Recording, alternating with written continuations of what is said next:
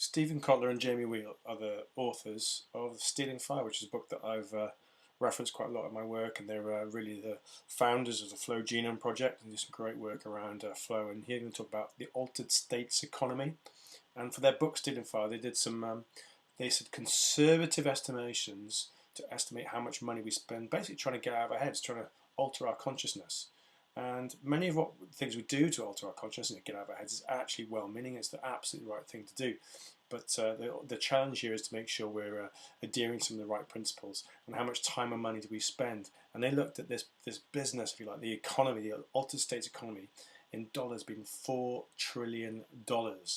And there were certain things they felt they just couldn't calculate, so they just left them out. So they did feel it was quite conservative on a yearly basis. Never mind the time and how much money we spend to get out of our heads. Now, some of it's good, some of it's well-meaning, but actually some of it is not going to lead to very, very good things at all.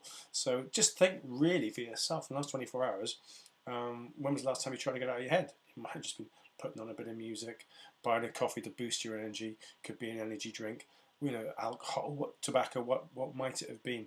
And actually, if you look back, it's probably quite significant. But of course, let's look at it, is that a good intention, is it a good principle? Anyway, let's have a look at what we've got here. So we've got the four areas. At the top, we've got drugs, licit and illicit. At the top, going off across the right-hand side, we've got our media. Again, can be very well-meaning, but we can know things like social media can be used and abused. IMAX and, of course, porn. And then recreation down the bottom, things like action sports, gambling, and EDM. So some things to challenge yourself there. On the far left, interesting one for myself and the authors, because they're in the personal growth business, is doing too much, in certain areas, so around therapy, self-help, or online learning. So just shocking stats really, but to look what that might mean for you and others. Drugs could be alcohol, tobacco, coffee, tea, energy drinks, cannabis, prescribed or off-the-label psychopharmaceuticals, for example. Media, social media, TV, film, music, porn, and devices, all that screen time. Just trying to get out of your head on that dopamine fix of, oh, there's a new message, there's a like, something on Instagram. Recreation, great stuff in here as well, but things that can be used and abused. Action adventure sports, music festivals, concerts, gatherings, creative reflective outlets, sex and gambling. So you can start to see which ones actually will serve you and which ones won't.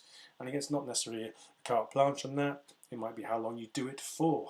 So how much time do you spend on your device or screen time?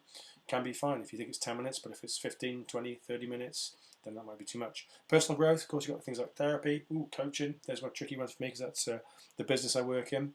Retreats, personal growth workshops, church, mindfulness practices, online learning, etc.